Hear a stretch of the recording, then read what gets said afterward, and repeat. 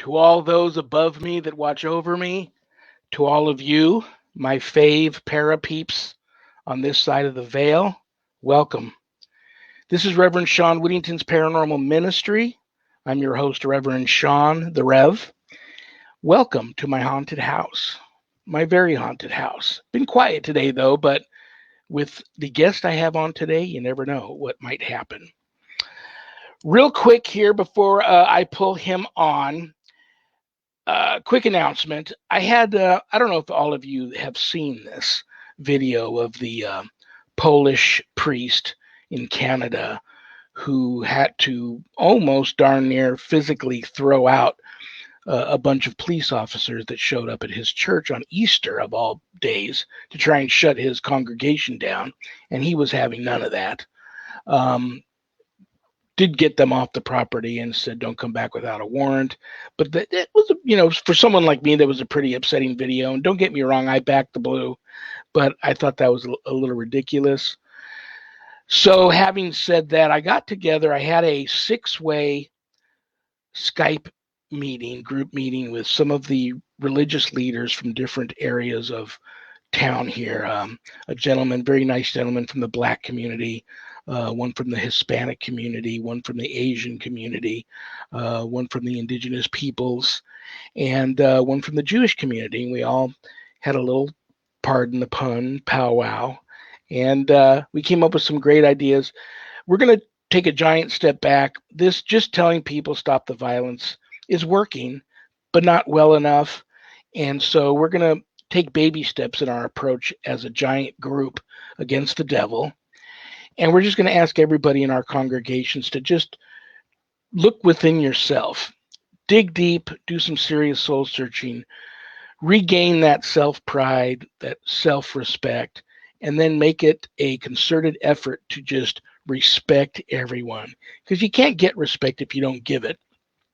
And we're even planning some cool events where we're going to invite all our congregations to join at these events, attend, where all these people from different walks of life, different religious belief systems can mingle, get to know one another, open the lines of communications.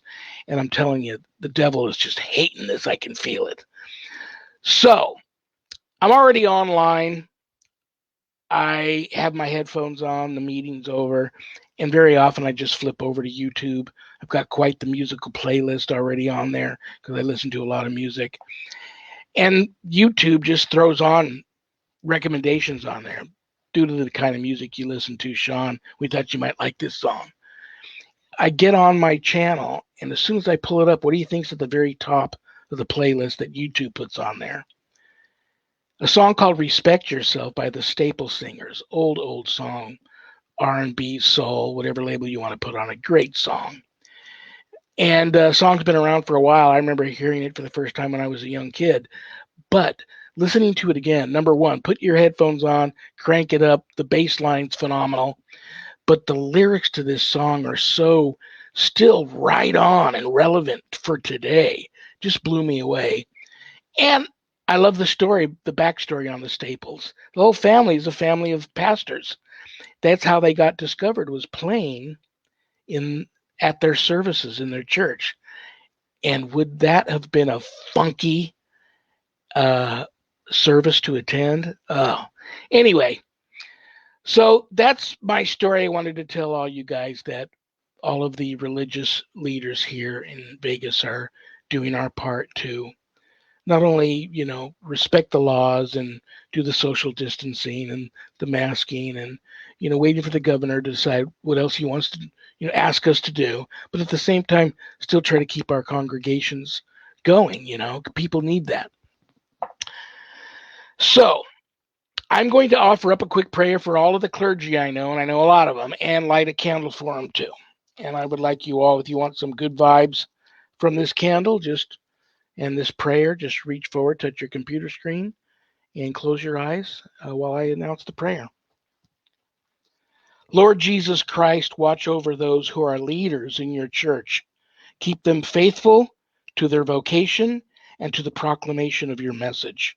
Strengthen them with your gifts of the Spirit and help them serve your people, especially the poor and lowly. Give them a vivid sense of your presence in the world and a knowledge of how to share it to others. Amen. Guys, if there's anything you want to know about me and my wife's ministry work, you can find out at our website, www.ghost-b-gone.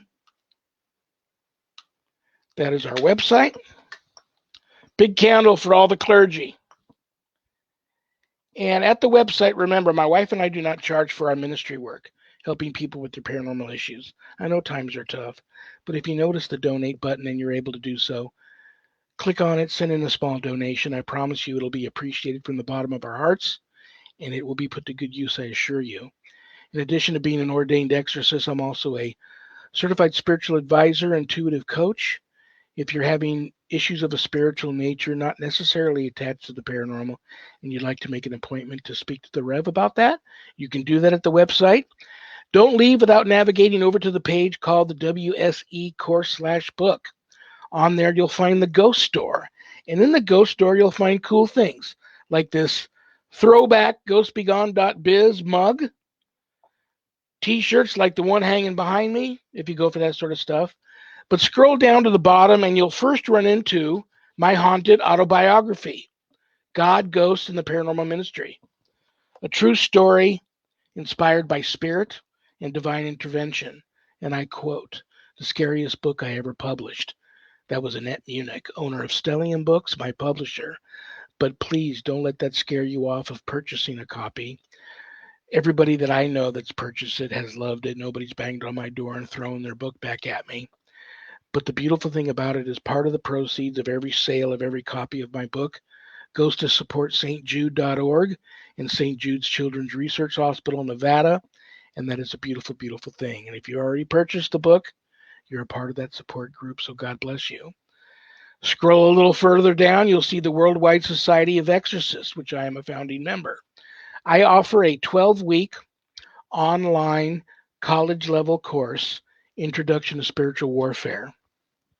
If you are a spiritual warrior, a warrior for Christ, and you hunger for the knowledge to know how to draw your line in the sand and put up the good fight against true evil, God forbid it ever comes calling, that's the course for you. You can enroll in the course there. If you just want a little more information about the course, there is a Worldwide Society of Exorcists Facebook page.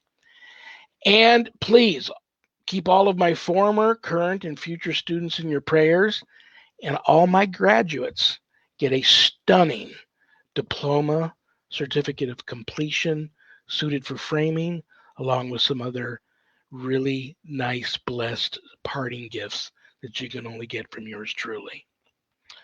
All right, guys, now the reason why you all tuned in. Cool Cat, you're going to love this guy. He's a friend, critically acclaimed author, got a new book out. We're going to talk about that. Very intelligent individual. Most of the things we talk about leave me doing this. You're going to love him. Please welcome to the show, Metaphysician. I'm going to call him Doc, and he can call me Marty. Welcome to the show, the one and only Mark Fiorentino. Mark, are you there? Yes, hello. How are you, brother? Good, I'm doing well, thank you. Listen, you got to tell me, man. You're in Florida. You live in a great state. They opened up a long, long time ago. State is doing well. But I know people back in your neck of the woods that, you know, this COVID has touched everybody in one way or another. How are you, your family, everybody close to you that you love doing through this? How's everybody doing? Well, we've been laying low. We're all doing well. Nobody, just a few members of our family elsewhere in town have gotten it, but they're fine. They got through it okay. We went out and we got the shot pretty early, so we should have some immunity, or quite a bit by now. So. Absolutely. It's funny you and I already are psychically connected here. I can feel it because that's the next question I was going to ask you. I was on the fence with the vax, but my wife went and got all the doctors I work with, got them. They did fine. My wife She got them. She did fine. And then Right. I just finally asked God to give me the discernment to make my decision here. Decided to get my first one. I've got my second one coming up. But you are, I know your mind works in mysterious ways. Um, Yeah. Tell me, did you have any, before you decided to get the vax, good or bad, any conspiracy theories or any good or bad um, ways that you viewed this whole thing that you might want to share with us, or was it just a no-brainer? It's a vaccine. I'm going to get it. Well, I certainly read and heard about all the conspiracy theories and then just sat down quietly by myself and thought about, well, in order to accomplish some of these things that they were saying that they were going to do, they would have to have a large group of doctors and scientists conspiring to put something into it that's going to harm people. I just couldn't buy into that, or they were going to inject some sort of a thing where they're going to follow you. But you know what? They already have that. It's your cell phone. So I decided, basically they're doing the job. They got paid by the government basically to buy everybody's vaccine and get this done because this is their best way to battle this particular disease. And to me, it was just a medical decision based on this is about the only thing you can do to minimize your risk. And so it was a no-brainer. I just said, I really don't think that, we're all going to turn into zombies or ever, and because they've been putting out vaccines for many years. They flubbed one in the 80s. I remember that, the swine flu vaccine, but I don't think they've had a hiccup since. So you do what you got to do to get through this crisis and move on. Absolutely, absolutely. Well, when we first met, we ended that conversation with me telling you that you and your whole family were put on my prayer list. You've remained there the Thank whole you. time. I continue to pray for you guys. Thank you. So yeah, and I pray for everybody. It's a scary, scary thing, but I do Yes. believe it's not end of times, and we're going to come through it. But it's just going to be a little while. I still think there's some struggles ahead. So I did, my show was easy today. As soon as I announced, and it's been getting like this more and more and more, as soon as I announce a guest that everybody knows and loves, I start getting fans and followers of them sending me questions. Oh, like, great. You're going to have Mark on, ask him this. So, and then I always forget to ask the questions. And then the people reach out to me later. Why didn't you ask Mark that question? Or Yeah. why didn't you? So listen, I want you first to introduce yourself. I know the show's only an hour long, and I know I got to Right. try to get you out of here a few minutes early. You got plans. Inter- Give a brief introduction to my viewers on who Mark is, a little bit of your background, and then we'll lead into some of the um, scientific world shattering things that you've accomplished. Oh, sure. I'm basically, a regular guy who lived a normal life. I guess I lived two lives. This one in the background where I was always thinking about physics and involved with spiritual things, psychics, my own, spiritual experiences. And those things really were connected to this where I am now in this final part of my journey, which is to bring anti-gravity to the world. So I had a great love and interest in science, Albert Einstein in particular. I read and everything I could read on him and watched documentaries and was fascinated by the way he thought and his philosophy in particular. That's why I'm a metaphysician, which is basically a philosophical point of view where you're studying the nature of things. And I studied the nature of the universe and how it works. And that's why we're here today to answer those kind of questions. And I still study. I'm still studying. Even like a lot of NDE stuff, looking for patterns. That's what I did with my book, and I spotted patterns. That's really, I guess, my gift. And I actually tested myself because I got suspicious about, hey, you got a lot of good ideas in this book.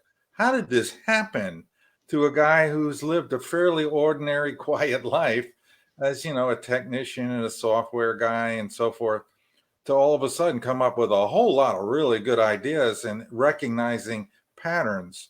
So I did test myself and I scored very high in that, even though I fell asleep twice on the test. You should never take a test when you're tired, leaning in Yeah. one of those easy chairs.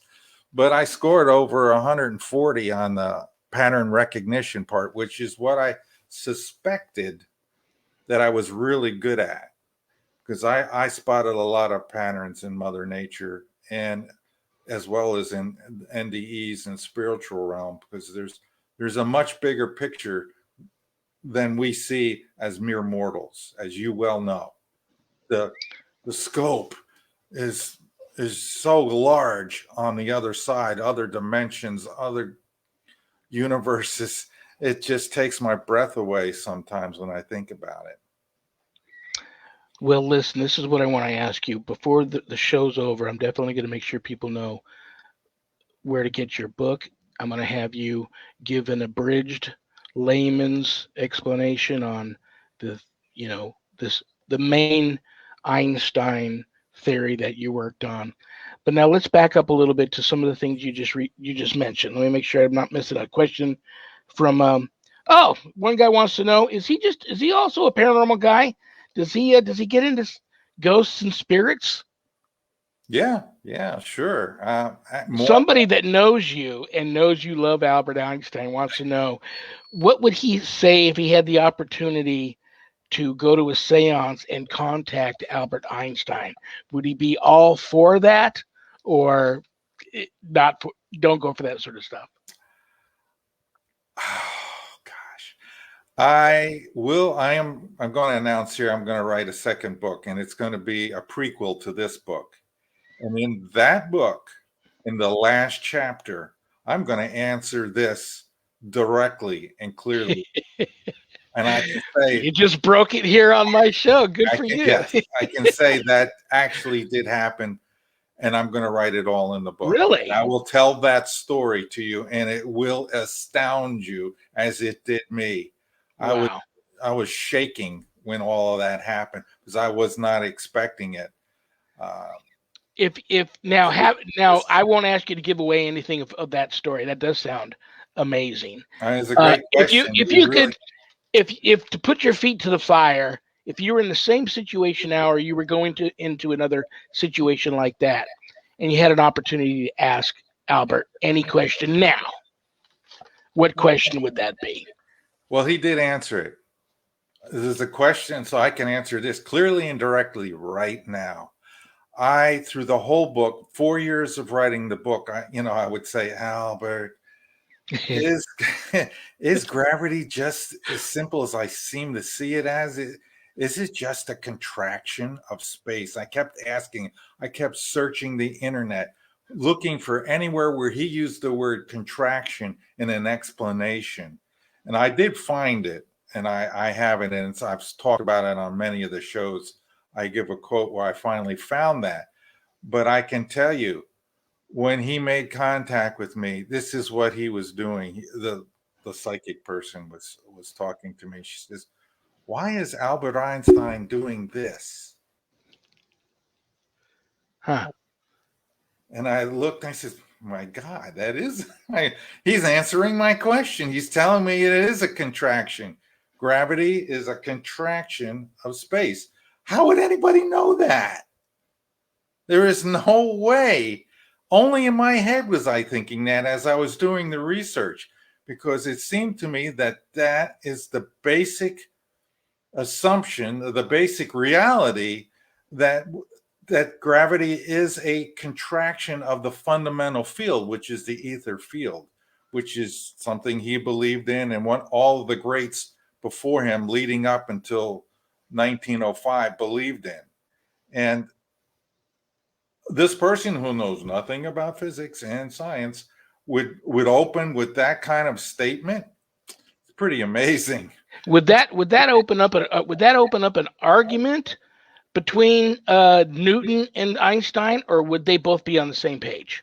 Well, as I gone through the whole thing, and I go through in the book now, I'm writing a official research paper to be uploaded to for evidence and proof, that I came up with the theory, and just in case somebody else wants to try to pull something funny.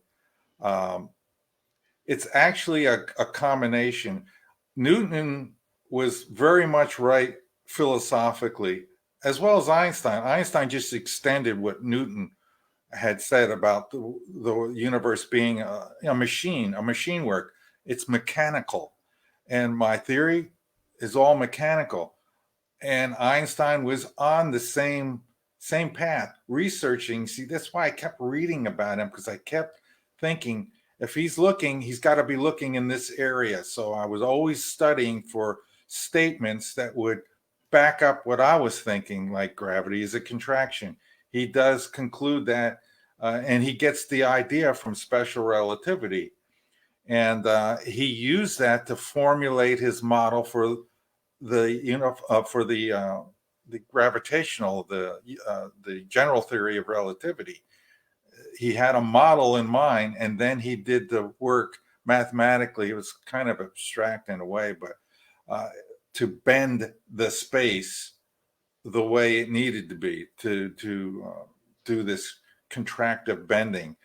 And a lot of people don't really want to acknowledge that's what he's saying, that's what it means, but it is. Clearly, he was working on the idea that there is a fundamental field. It's the ether or space, whatever you want to call it.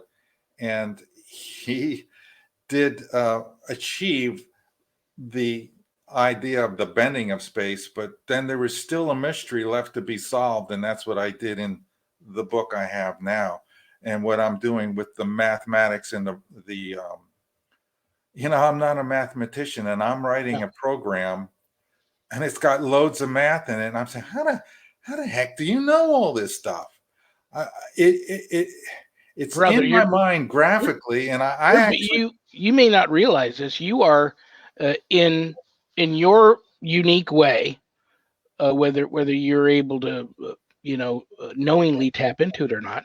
You're channeling, and that's pretty incredible.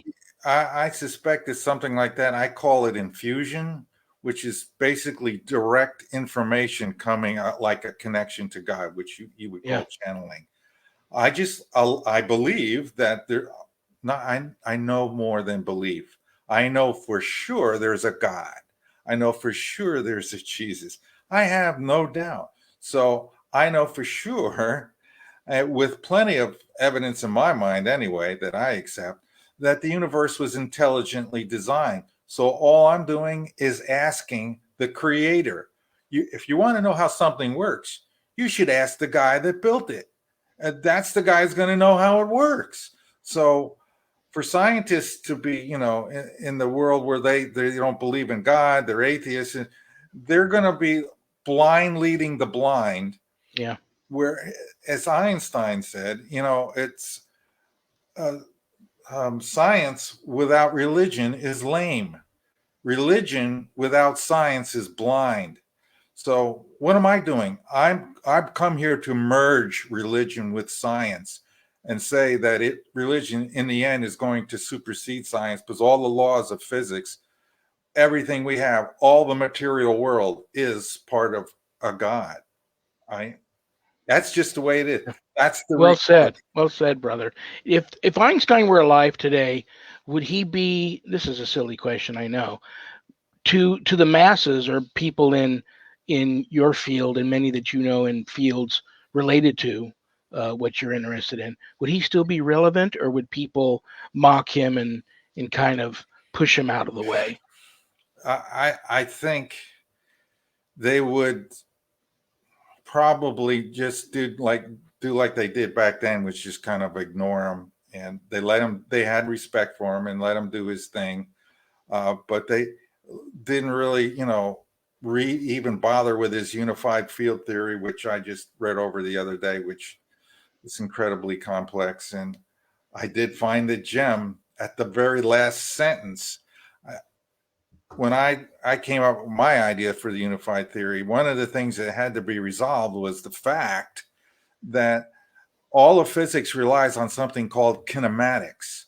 And what's that? It means using motion in your equations without knowing the cause of that motion, without dealing with it. We just say, hey, something's got momentum. That's it. And I said, along the way, I said, no, that's not good enough. These particles are moving. How are they doing that? Where are they getting their momentum from? They're self-propagating through space. That's a pretty nifty little trick. Without knowing that knowledge, you can't have the theory of everything. So I'm thinking I'm going to work on that at some point. I know the model and I have it in my book. And I explain the slip wave, which is basically my mechanical model that explains why our particles are perpetually in motion. The photon goes all the way across the universe at the speed of light. How does it manage to do that? It has to be caused internally. And knowing that, having knowledge of that, and you bolt that into the equations of general relativity and special relativity, you will then extend them. They will become complete, and there will be no mystery anymore. So I'm thinking he must have known that somehow. And in the last sentence of the unified field theory of gravitation and electricity that he put out in the year 1925, he says this: nevertheless, I'm still far away from claiming the physical validity of the equations I derived. The reason for that is that I did not succeed in deriving equations of motion for particles yet. He did know.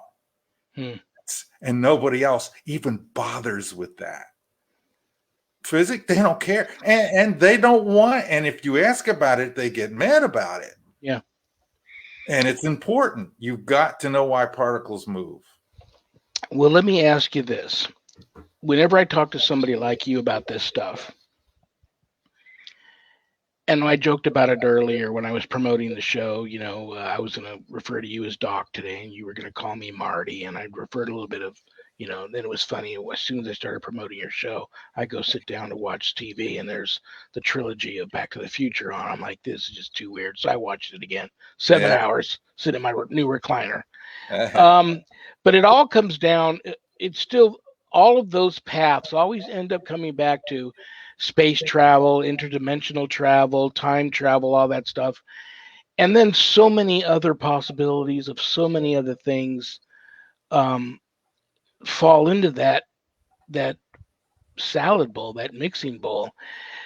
So some of my own personal experiences I want to throw at you and tell you what you think.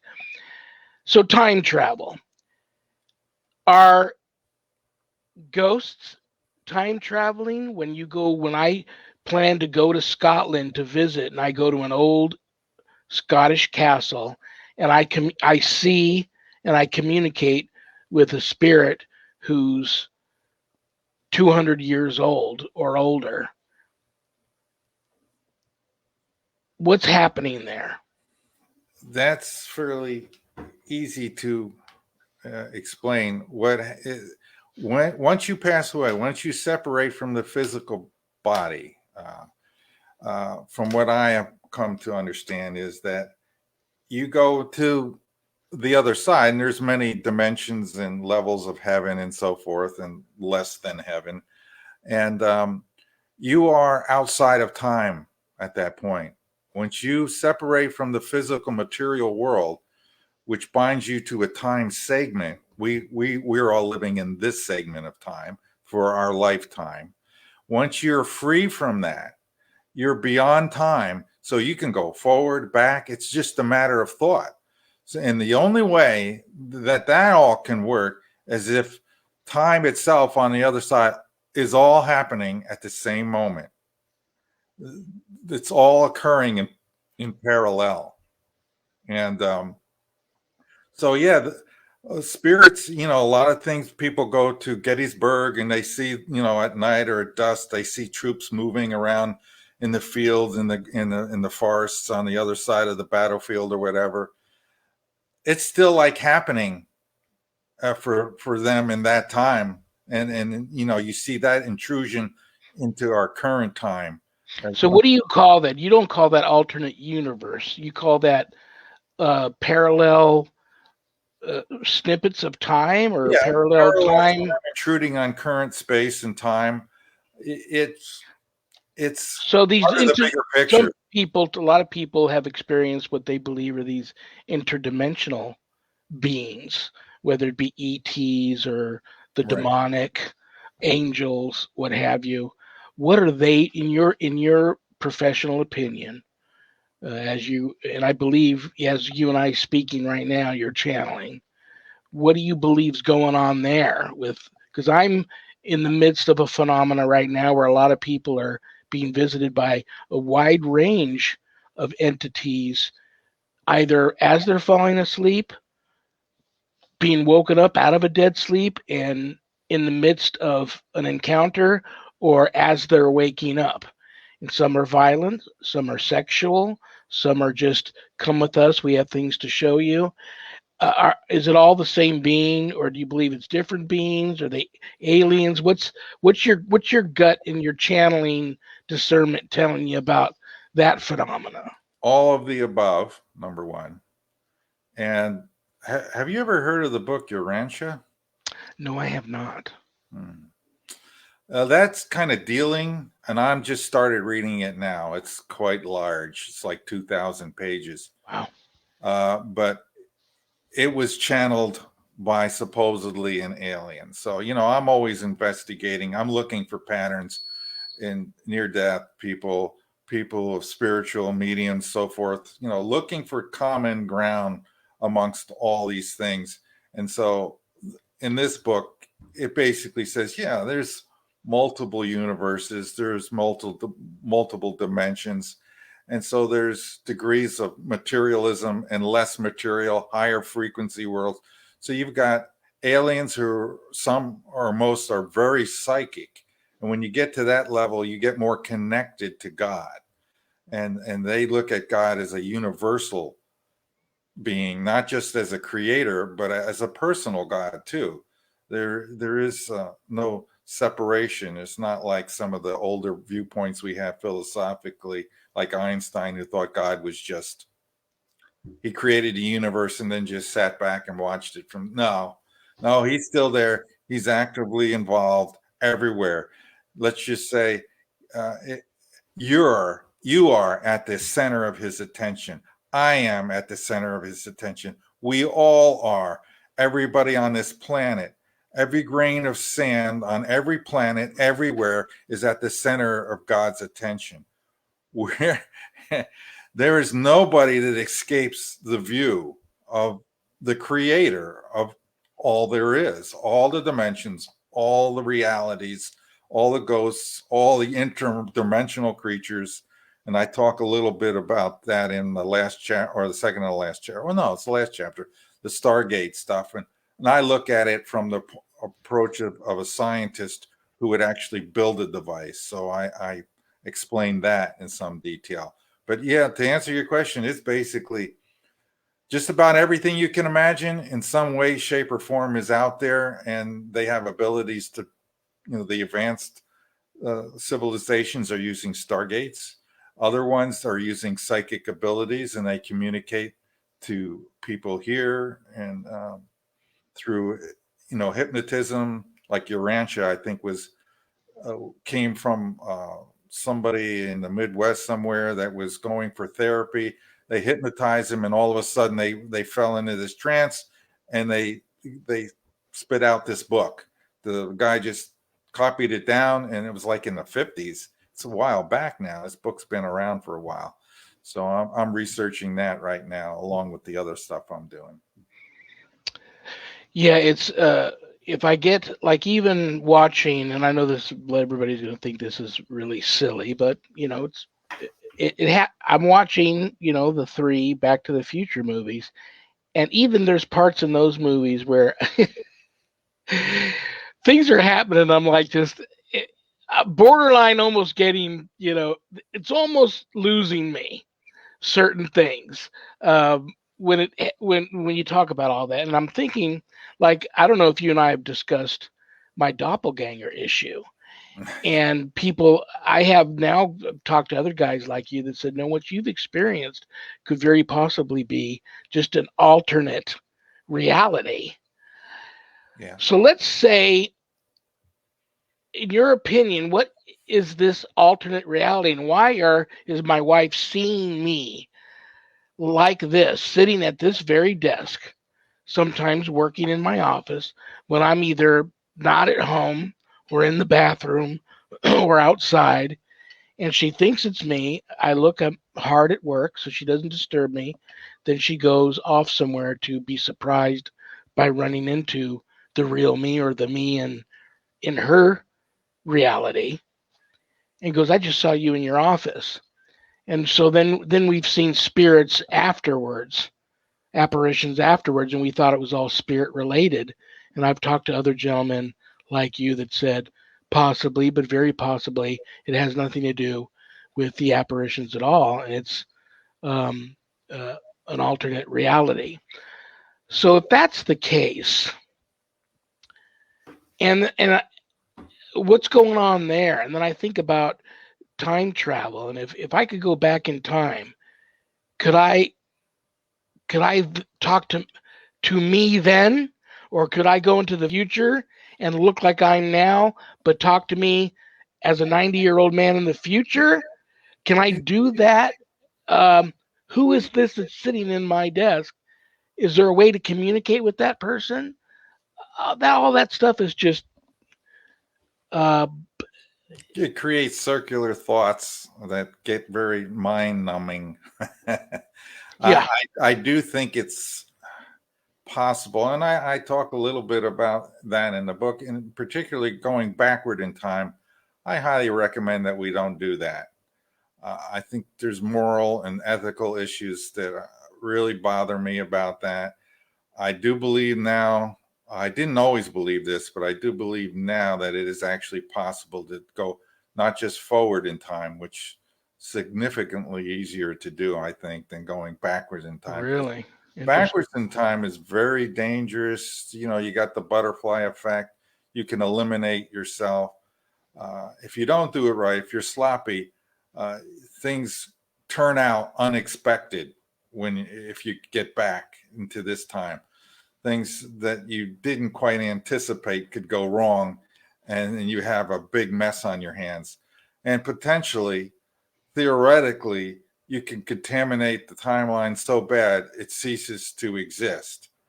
And, you know, it branches into another timeline altogether. I think it's dangerous to do it. I suspect that the US already has this technology. I describe in a very soft, general way how to build one uh, from the technology that we already now possess, looking at things like fractal lenses and metamaterials that are used in the framework of the Stargate. Uh, the way you have to do that to tune a Stargate, which basically all it does is open a portal to the other dimension or the other location or the other point in time. So it's a tricky business. Do I recommend we do it? Not really. Maybe going into the future might be less dangerous or less damaging, but So would you recommend my wife not walk in here and try to talk with, well, she might even do it on accident sometime. why What don't did you what just set up a camera in there in the background, live stream that 24/7? that I This is could what come. I thought that they should do for these abductee people.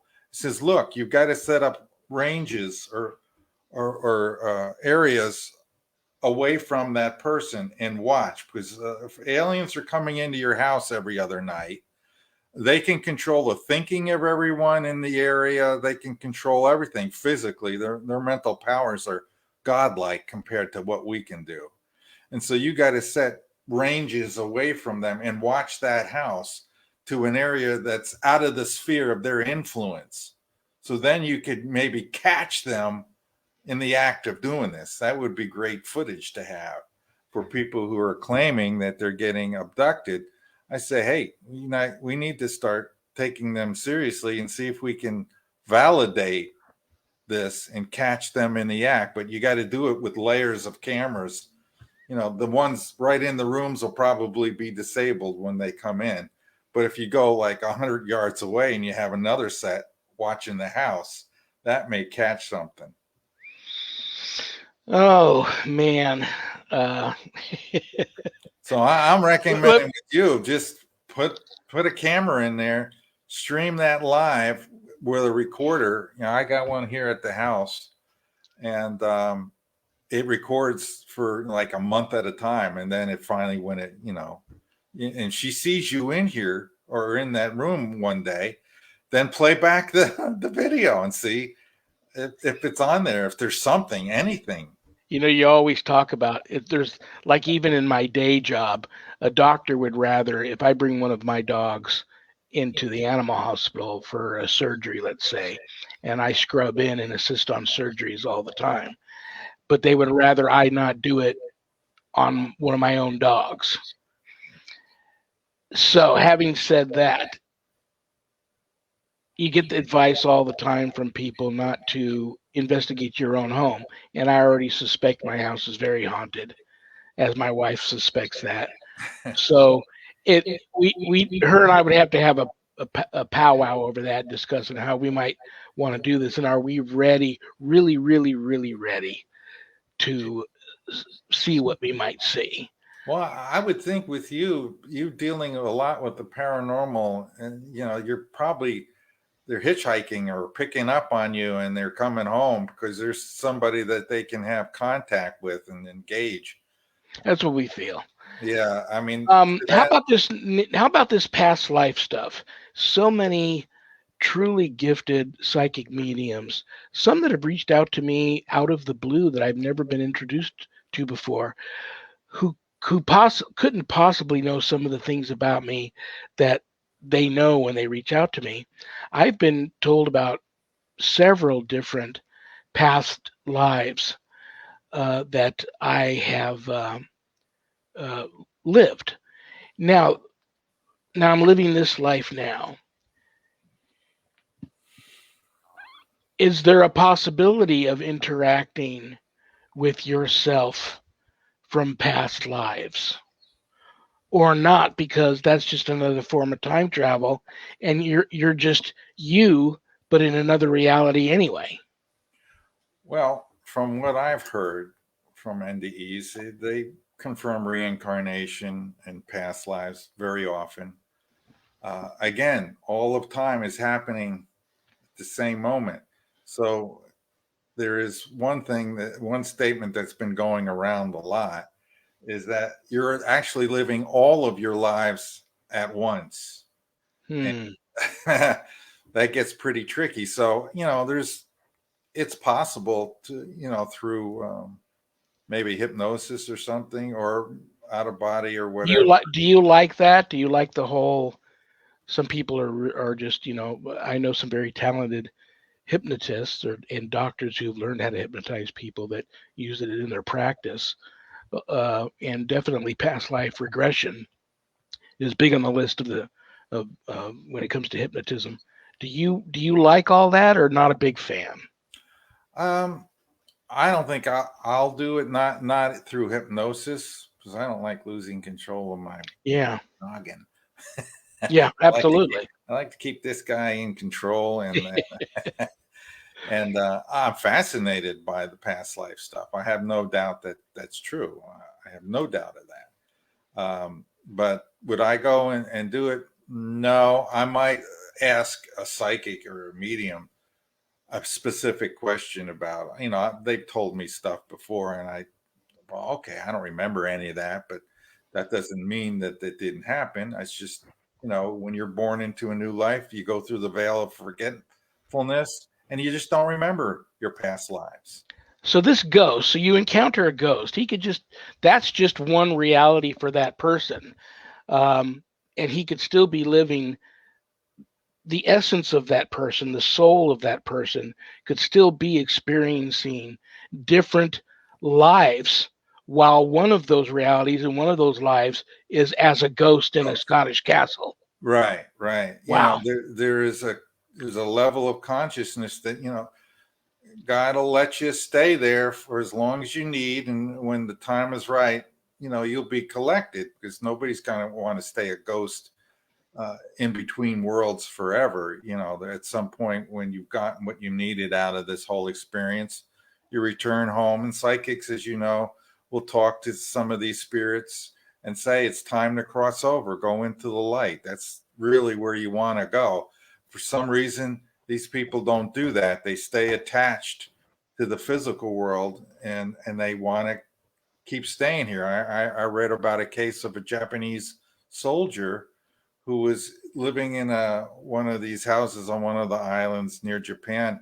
The war was, he was dead some 20 something years, and he was still guarding that location, that house, not realizing he was even dead. Wow. Guarding the house, and people kept seeing something moving around in the house. And so they had to, I don't know, I guess they had some psychic or a medium come and say, hey, it's okay. The war is over, and you don't have to guard the house anymore, or the facility here. You can go home. And when he realized that he was dead and he was no longer needed to do this, he went. It's funny you bring that up. I've had actual, I wouldn't call it an argument, but pretty heated discussions with some spirits who thought that I was, you know, not what I claimed to be, and that they were still alive, and that I was lying to them, and I was the apparition, I was the invading spirit, um, From their lying to them. perspective, And it probably yeah, looks that way. it's funny. Earlier, you just briefly mentioned abductee and aliens and all that, and I had an interesting interview with a gentleman in Canada who was an abductee, and he said one of the first questions the aliens asked him when they abducted him was, "Has he seen God?" Um, that was pretty interesting.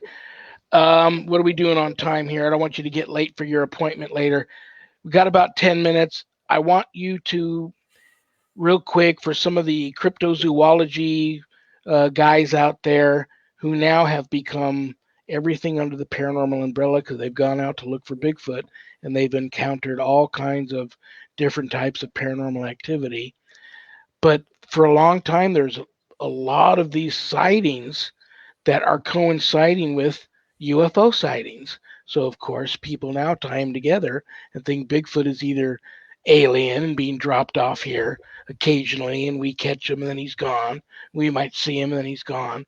Um, do you buy into that much? The Bigfoot phenomena? I've actually given that some thought, and my personal theory, speculative theory, is that they're interdimensional, because they don't seem to have, they never seem to having any technology with them. They're just basically hairy apes that are naked running around in the woods, but you can never find a dead body of one. And Some guys will tell you it's because they bury them. Well, we would have stumbled across one somewhere poking out from the soil or whatever. And we don't seem to do that, which makes me think that they're popping in and out through portals. And that they're aware of, or accidental. I don't know. I don't know. I mean, they don't demonstrate any advanced technology capabilities. So I'm thinking, I'm leaning more toward a planet that they live on, or wherever that there's magnetic resonant fields and the portals are opening up randomly and they're going in and out of them, or they have some control over that somehow.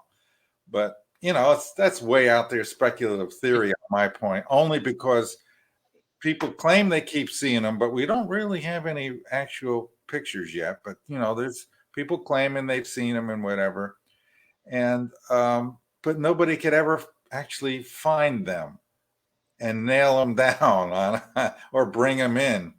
But you know what? I happen to be one of those guys that if we did, I believe it's a flesh and blood creature, yeah. But I do believe there's some paranormal and supernatural essence attached to that. Very well be. If we ever did catch one, I will guarantee you that the government will take that person away, and then we will have no evidence again. Because Okay, they before don't we run want out us of time, thinking brother, about that. tell everybody about your website. Tell everybody about your book. I want to make sure they know how to look you up, how to follow you, the name of the book, what they can expect if they get the book, and all of that stuff. Well, I like to say, the name of the book is Master of Reality. You can get it on my website, www.super-relativity.com, or you can go to Amazon, look up my name or Masters of Reality. Once you get past all of the Black Sabbath Master of Reality albums and stuff, it's in there. And you can get it on Amazon, or you can get it from my site for as long as I keep offering it on my site. I don't know how much longer I'm going to do that, but those are the two places you can get it.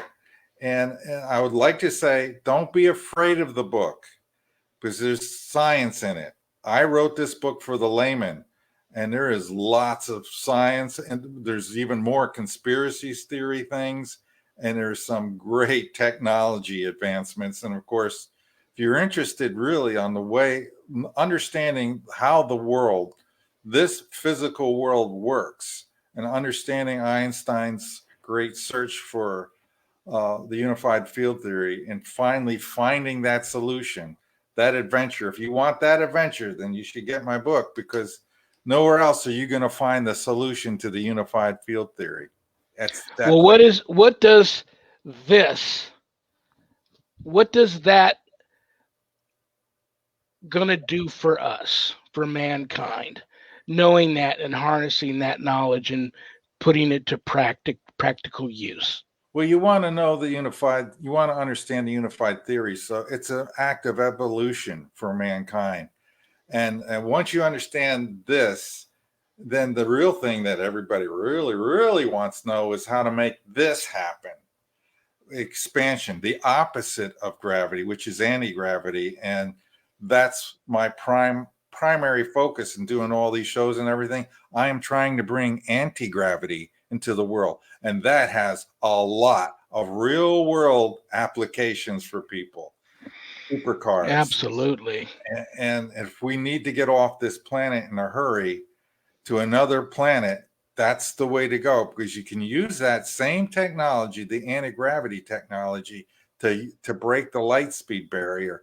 And that's the only way we'll ever be able to get to other worlds. You can't. Why are they bothering with, I know this is a little off topic, why are they bothering with Saturn, not Saturn, but Mars or Venus? Is it Mars? Mars, yeah. Why are they bothering with that? Well, it's a place that we could go. The temperatures are not so bad that we couldn't survive there. It's really cold, but I thought there was no air. Not the kind of air we could use. I'm not sure of the contents, probably mainly nitrogen and CO2 or something. If it's got CO2, you got a shot at growing plants, because plants just love CO2, and they give out oxygen. So you could use that to kind of terraform. Yeah. You might be able to get that plant habitable to some degree with, a great deal of effort over many centuries of work. Maybe you introduce some bacterias or some algae or whatever. You got to have enough water too. So you got to find a place where there's water, and you got to have you thought about a name for the new book? I am struggling looking for a name. So if I will tell you, it's got to do with heaven and guardian angels and this whole theory stuff. So if anybody's got some ideas, mail them to me. You can contact me through my website. There's a form there you fill out. I'll get your email, and I'll be able to write back. You just subscribe to my site or whatever. You put your email in that form, and then I'll see the message, and I can write you back directly, which I've done with many people who have questions. I got to do this before I let you go. I'm going to hit you with a phrase and see what I get out of you. Get your Einstein on, or feed your Einstein. Does that mean anything to you? It's just a happy thought to me. Does Do you recognize this? Now I'm not seeing that one, but I do have one. My grandson gave me. There he is with Einstein. There you go. This is a new commercials out that every time I see the commercial, I think of you because the product is called Focus Factor. It's a brain supplement. And this woman doesn't look like that when she's talking about it. But as soon as she says focus factor, her hair blows out to Einstein's hair and her mustache grows. And I always think about you when I see that commercial. And I just want to give you one more piece of information. It's a side thing. I want you and everybody listening to research magnesium and how it can help you prevent or cure heart disease. Magnesium.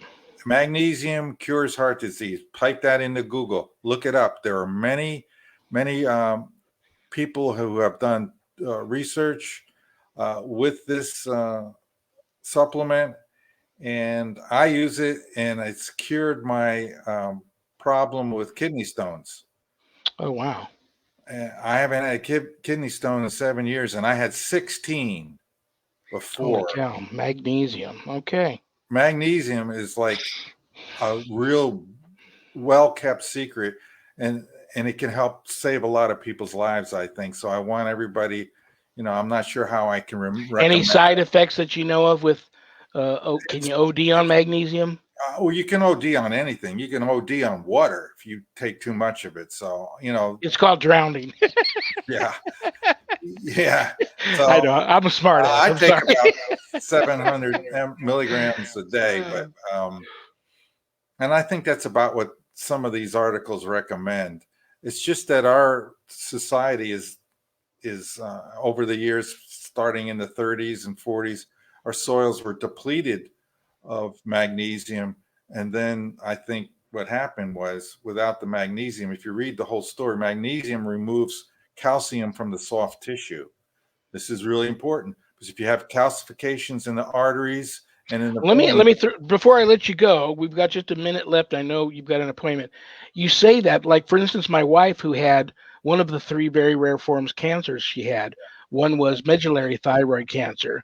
So when they removed the thyroid, not only it's not like the traditional thyroid cancer, it's the more rare of the two, and it tends to metastasize. But it's just taking it out, and then you got to take the same meds that you would thyroid meds. And one of the supplements that her endocrinologist gives her is calcium to drink. Well, if you're going to take extra calcium, you really need magnesium. It may be in that. Let me go look at her bottle, but because magnesium takes the calcium out of the soft tissue and puts it in the bones where it belongs. I'm going to look. I bet you it's in there. And if that's the case, I'm going to ask her to get us some extra magnesium for me, because I'm into a lot of supplements. But brother, I love you. I respect you. You and I, I could do a whole series with you. Did you have fun? Will you come back? Oh yeah. And I'm going to do that other book. So certainly I got some stories in that book that are going to. I can't wait. Man. I mean, they go with this. It's a prequel to this book. It's really this next book is really going to be about how I was inspired, what was, all the magic, and there's a lot of magic involved around the creation of this book that spans my lifetime. So I decided that, I should stop keeping that stuff kind of secret, and let's just get it out there, and, people can judge me whatever the way they want. It is what it is. All the facts. Brother, thank you so much from the bottom of my heart for taking an hour out of your busy Friday afternoon to spend with me and my viewers. Enjoy your evening with the family and your plans tonight. God bless you. Give everybody in your family a hug for me tonight, and I will be in touch with you, okay? Okay. Sounds good. Thank you so much, Mark. Good night, brother. Good night. Brothers and sisters, Mark Fiorentino. I'm telling you, back in the day when I was throwing back shots on a regular basis and smoking pot occasionally. Can you imagine having an all night discussion with that cat high? But just, I mean, the endless possibilities of everything tying in. It's all tied in. Everything's tied in. I hope you guys had fun too. I hope you'll come back. I will be back here next Friday with another all new live episode of the Paranormal Ministry. Friday, April 16th. This guy you're going to love too. Elite paranormal investigator Marcus Ellis of the Marcus Ellis Project and the Unexplained Collective. He went out on a cryptozoology outing and ran into a little place, him and a lot of other experts that he's taken out there now, fondly referred to as Hell's Gate. And that place is scary. And we're going to discuss that in length next Friday with Marcus Ellis. Big shout out and a thank you to my beautiful, talented, passionate producer, Adrian Hart, aka Ghost Granny, Desert Heart Paranormal, co-owner of the Paranormal United Network. Trust me, go to the Paranormal United Network Facebook Live page, check out their lineup. A lot of shows over there, way better than mine. You trust me, just go check out their page and their lineup. What else did I want to say to you guys other than what I said in the beginning of the show? Look deep inside yourself, a long look. Regain the self-respect, the inner pride. Start respecting people. Everything else will fall in place. You'll get back what you give out. Stop the violence, stop the anger. Anger is just a punishment we put on ourselves for somebody else's mistake. We're in this together, guys. We got to start making a change now, and the change has to start with each and every one of us. Okay, on that note, good night, Harold. Rest in peace. Good night, Ernie. Good night, Bill. Good night, Dan. God bless you all. I love you all. Peace.